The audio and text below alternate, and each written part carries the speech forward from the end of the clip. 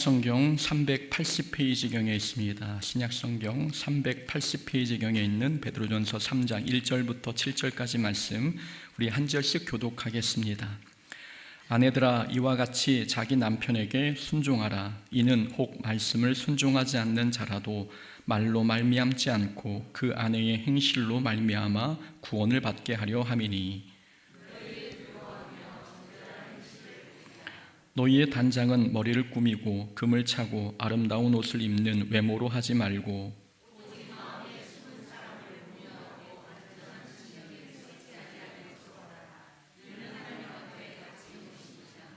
전에 하나님께 소망을 두었던 거룩한 부녀들도 이와 같이 자기 남편에게 순종함으로 자기를 단장하였나니,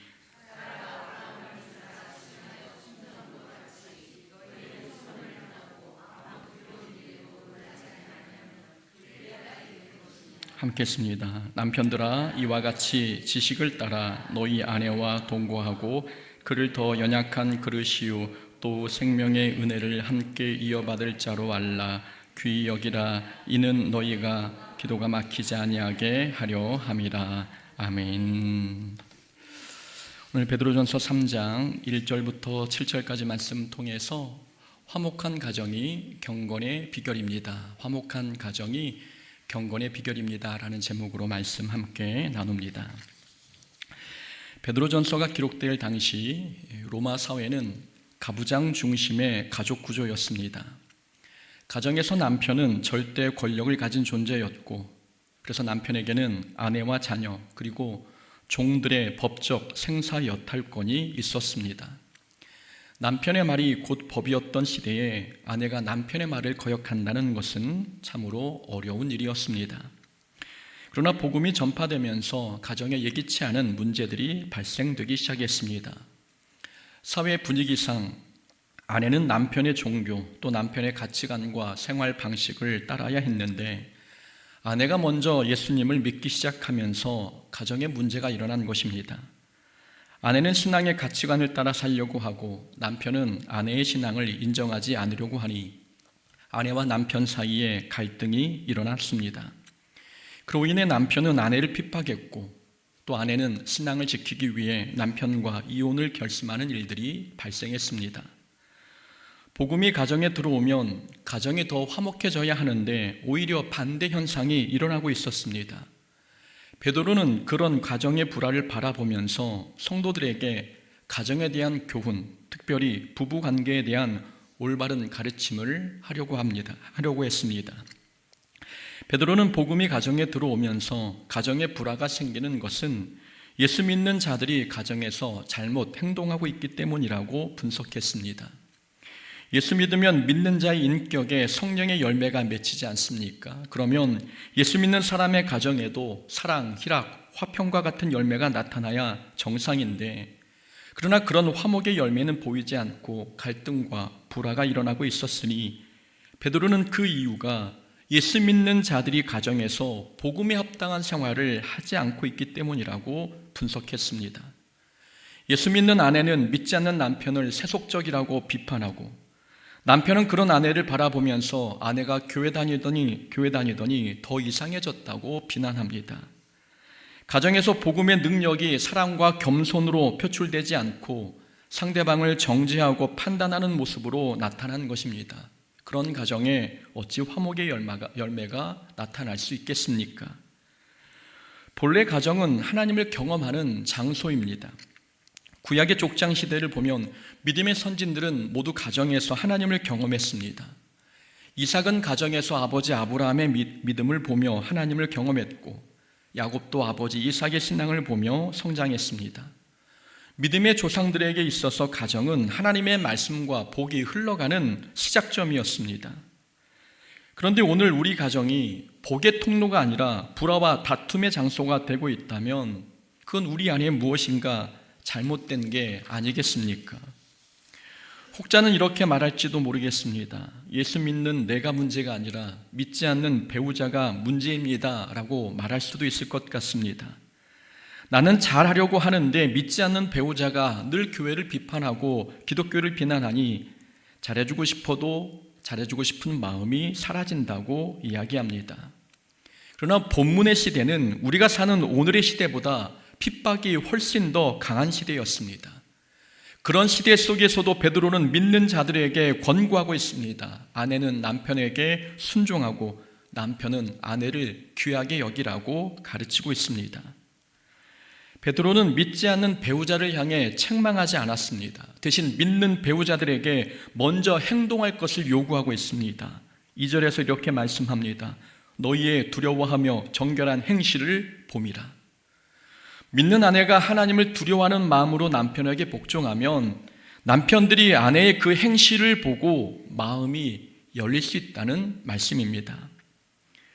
말로만 복음을 전해서는 변화가 없습니다. 하나님의 살아계심을 보여주는 건 말이 아니라 행동이고 삶입니다. 가정에서 믿는 우리가 먼저 행동으로 하나님의 살아계심을 보여줄 때 배우자가 변하고 가정에 화목이 찾아올 수 있다는 말씀입니다. 주변에 남편을 전도한 분들의 이야기를 들어보면 남편을 말로 전도한 사람은 거의 없습니다.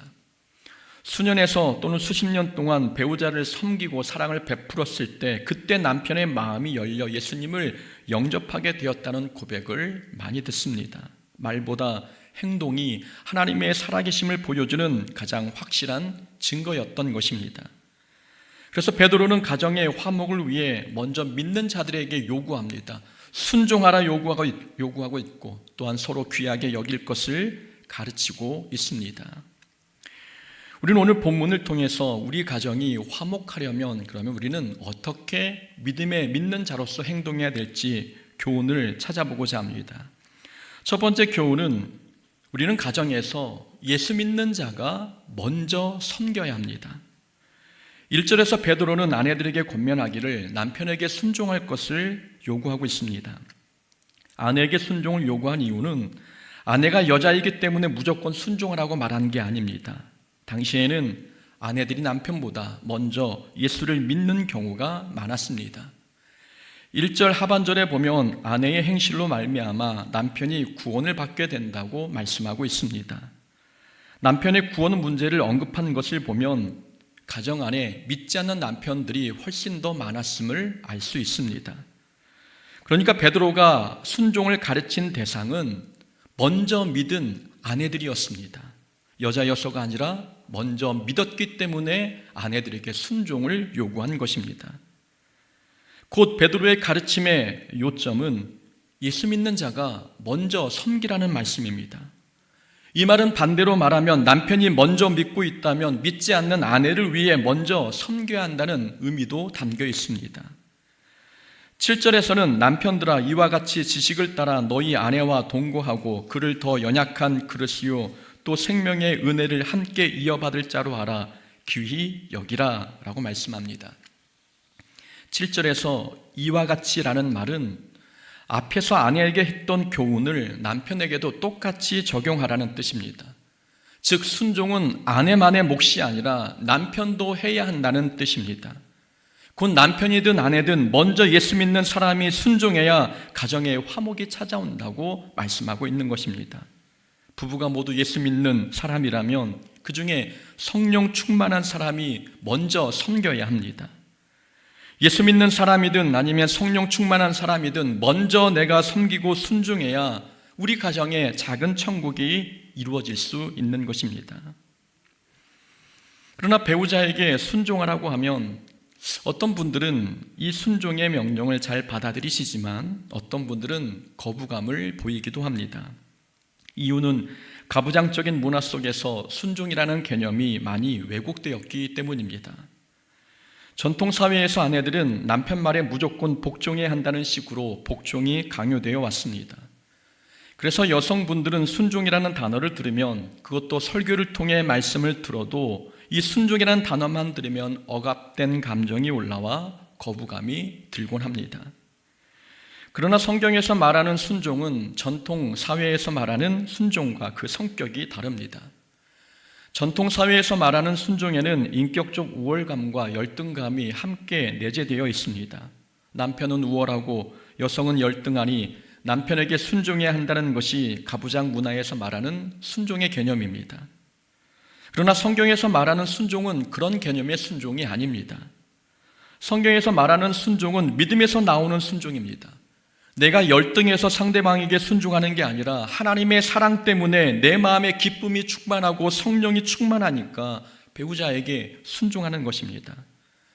나의 순종으로 상대방이 변화될 수 있기에 순종하는 것이고, 또한 나의 순종을 통해 하나님 나라가 내 가정과 공동체에 임하게 되니 기쁨으로 순종할 수 있게 되는 것입니다. 그런 순종이 성경에서 말하는 순종입니다.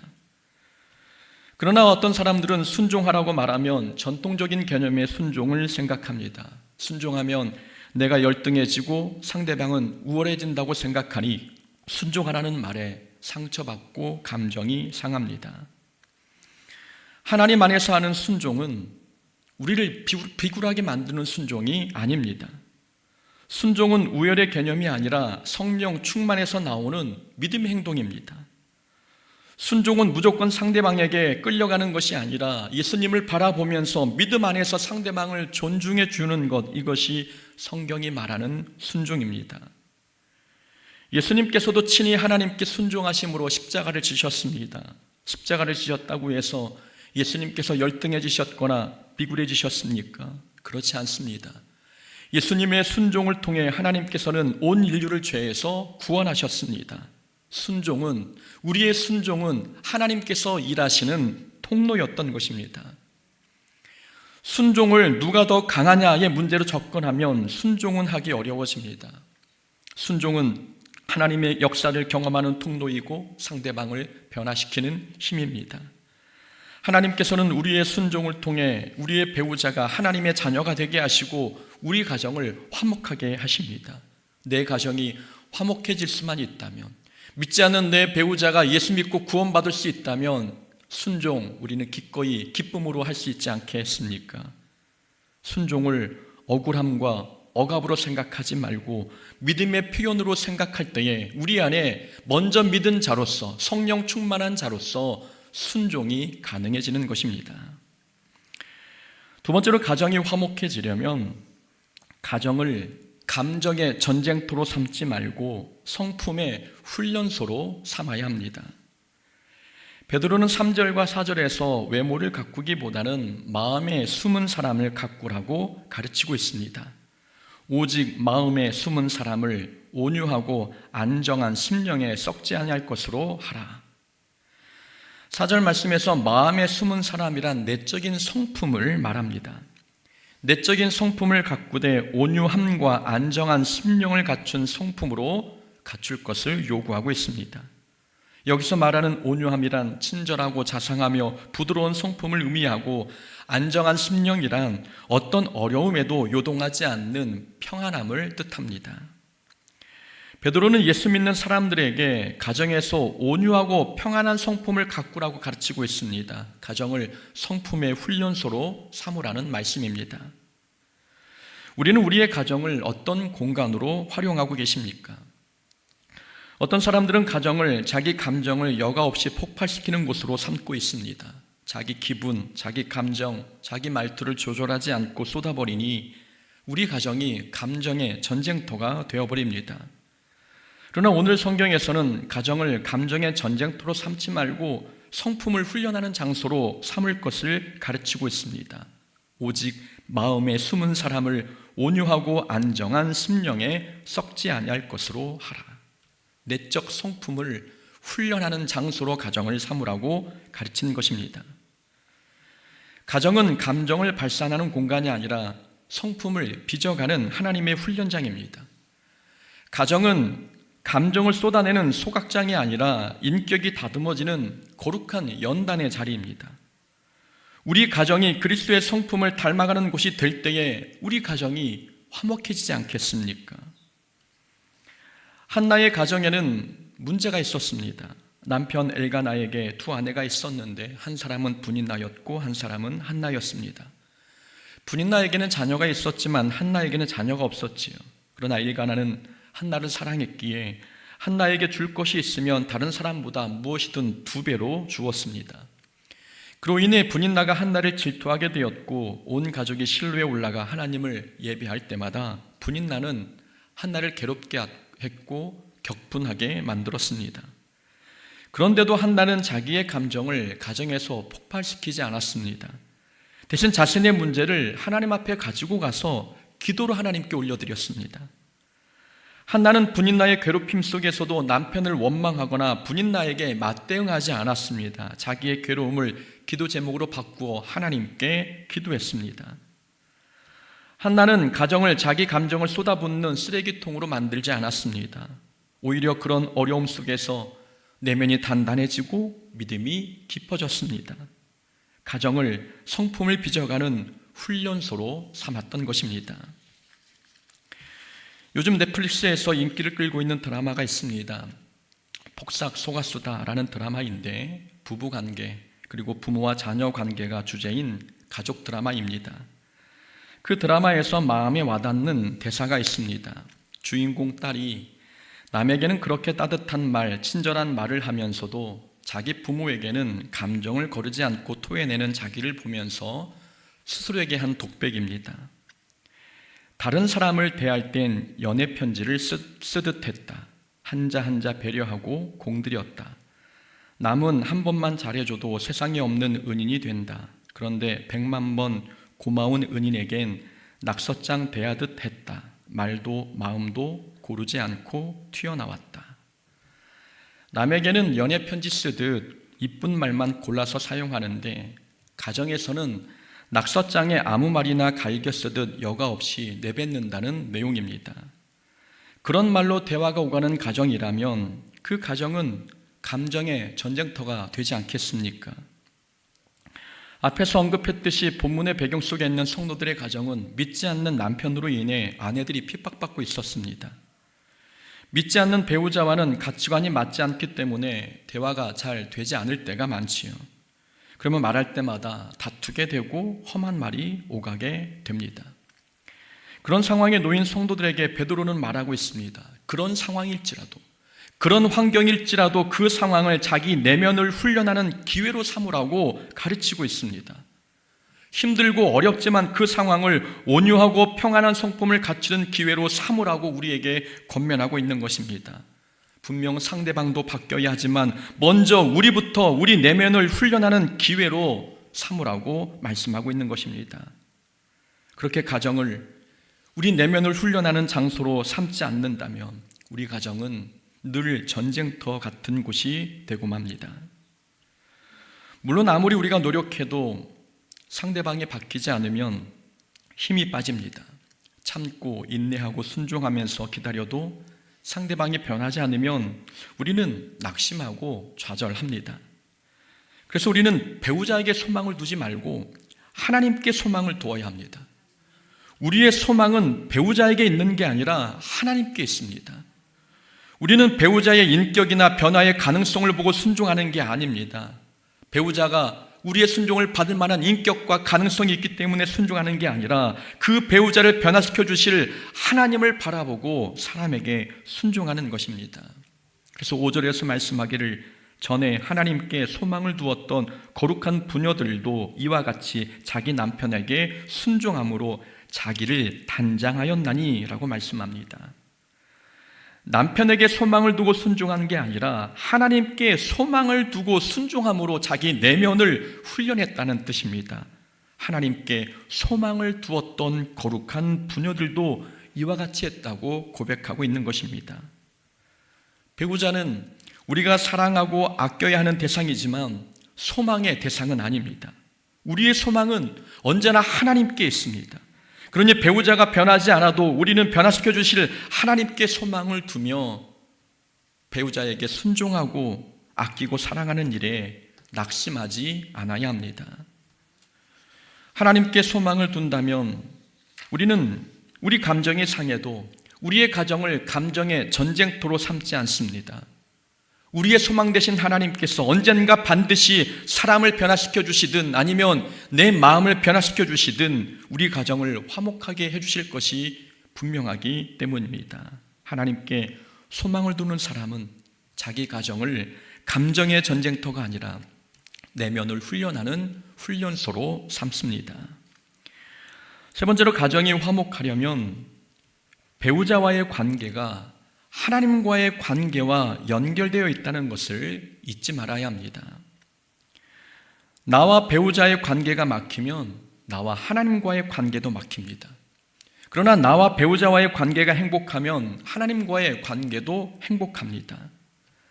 7절에서 베드로가 말합니다. 남편들아, 이와 같이 지식을 따라 너희 아내와 동거하고 그를 더 연약한 그릇이요 또 생명의 은혜를 함께 이어받을 자로 알아 귀히 여기라. 이는 너희 기도가 막히지 아니하게 하려 함이라.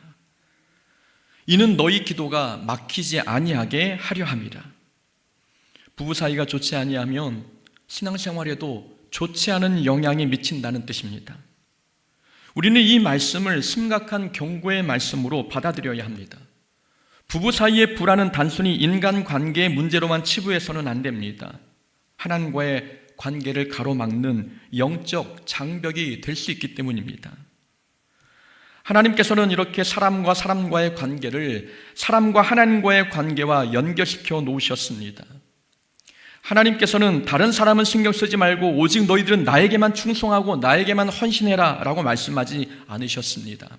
사람과의 관계가 깨지면 하나님과의 관계에도 문제가 생길 수 있도록 하나님은 사람과의 관계와 하나님과의 관계를 연결시켜 놓으셨습니다. 그래서 예수님께서는 작은 소자에게 한 것이 곧 나에게 한 것이라고 말씀하셨습니다. 요한일서 4장 20절에서는 누구든지 하나님을 사랑하노라 하고 그 형제를 미워하면 이는 거짓말하는 자니 보는 바 그 형제를 사랑하지 아니하는 자는 보지 못하는 바 하나님을 사랑할 수 없느니라 라고 말씀합니다. 하나님을 사랑하면서 사람을 사랑하지 않는다면 이 말이 안 된다라고 이야기하고 있는 것입니다. 사람과의 관계가 하나님과의 관계와 연결되어 있음을 가르쳐주고 있는 성경 구절입니다. 또한 마태복음 5장에서 예수님께서는 말씀합니다. 그러므로 예물을 제단에 드리려다가 거기서 내 형제에게 원망 들을 만한 일이 있는 것이 생각나거든 예물을 제단 앞에 두고 먼저 가서 형제와 화목하고 그 후에 와서 예물을 드리라. 하나님께 드리는 예배보다 형제와의 관계를 먼저 회복하라는 말씀입니다. 이웃과의 수평적인 관계가 회복되지 아니하면 하나님과의 수직적인 관계도 회복될 수 없기 때문입니다. 사람과의 관계가 하나님과의 관계와 연결되어 있듯이 부부 관계도 하나님과의 관계와 연결되어 있습니다. 그래서 가정에서 부부 사이에 불화가 생기면 영적 생활에 타격을 입게 됩니다. 제가 신앙생활하며 목회하며 가장 힘들 때도 부부싸움하고 나서 설교할 때입니다. 부부싸움하고 나면 설교 준비 자체가 어렵고 설교하는 행위 자체가 저에게는 죄책감으로 다가옵니다. 부부관계에 문제가 생기면 영적 힘을 잃어버리게 되는 것을 경험을 통해 깨닫게 됩니다. 그만큼 사람과의 관계, 배우자와의 관계가 신앙생활에 중요한 역할을 하고 있다는 말씀입니다. 우리가 건물을 지으려면 벽돌을 쌓아야 합니다. 그러나 벽돌만 쌓는다고 해서 그 건물이 튼튼해지는 건 아닙니다. 벽돌 사이에 시멘트를 발라야 벽돌이 견고해지고 무너지지 않습니다. 하나님과 관계를 맺는 행위가 벽돌을 쌓는 행위라면 사람과의 관계, 부부와의 관계, 가족과의 관계를 좋게 맺는 행위는 벽돌 사이에 시멘트를 바르는 행위와 같습니다. 아무리 하나님과의 관계를 잘 쌓았다 해도 사람과의 관계가 깨지면 그 신앙은 무너집니다. 사람과의 관계는 신앙의 시멘트와 같습니다. 가인이 아벨과의 관계가 무너지자 하나님과도 멀어졌습니다. 사울 왕이 하나님과 멀어진 계기도 다윗을 향한 미움과 분노가 커졌기 때문입니다. 요나 선지자는 니느웨 사람들을 향한 민족적인 적대감 때문에 하나님 뜻에서 멀어졌습니다. 집 나간 탕자의 비유에 등장하는 큰아들도 동생을 미워하게 되니 아버지와의 관계에도 문제가 생겼습니다. 사람과의 관계가 멀어지면 하나님과의 관계도 멀어지는 것입니다.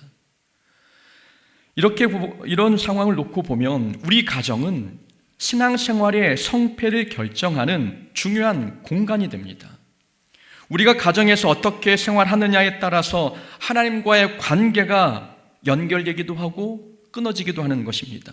신앙생활의 성공과 실패는 가정생활에 달려있음을 깨닫게 되는 것입니다.